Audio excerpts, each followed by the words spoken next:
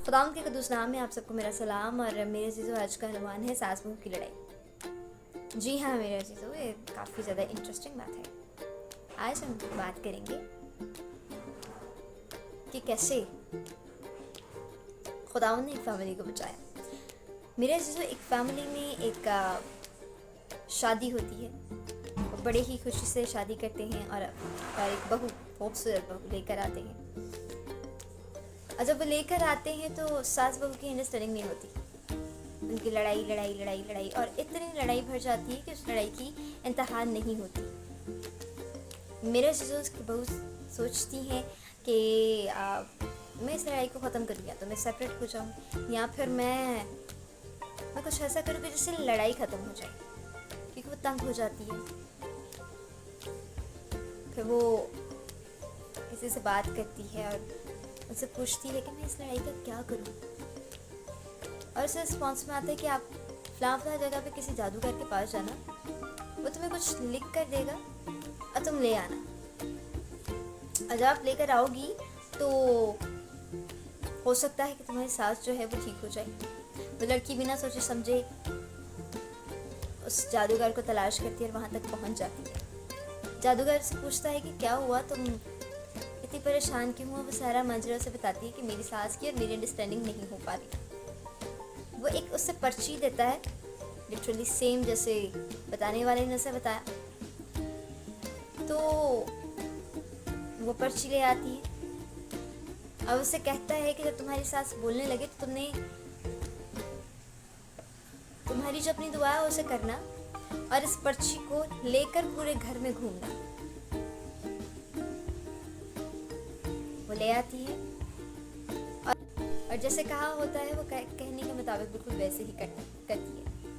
कुछ दिन गुजरते हैं तो उसकी सास चुप, फिर कुछ दिन गुजरते हैं उसकी सास कुछ और चुप, और फिर कुछ और दिन गुजरते हैं तो वो बिल्कुल ही चुप हो जाती है। इंटरेस्टिंग, बाबा जी ने कुछ किया होगा। लड़की थोड़ी हैरान होती है और कहती है कि जो लिखा हुआ था उसमें ऐसा भी क्या था कि मेरी सास वाकई में चुप हो गई।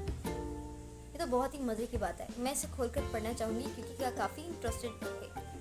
मैं ज़रूर इसे देखूँगी और इसकी तह तक पहुँचूँगी। वो लड़की उस पर्ची को खोलती है और उस पर्ची के ऊपर लिखा हुआ है कि ईमानदार लड़की, तेरी खामोशी इसे चुप करवा देगी।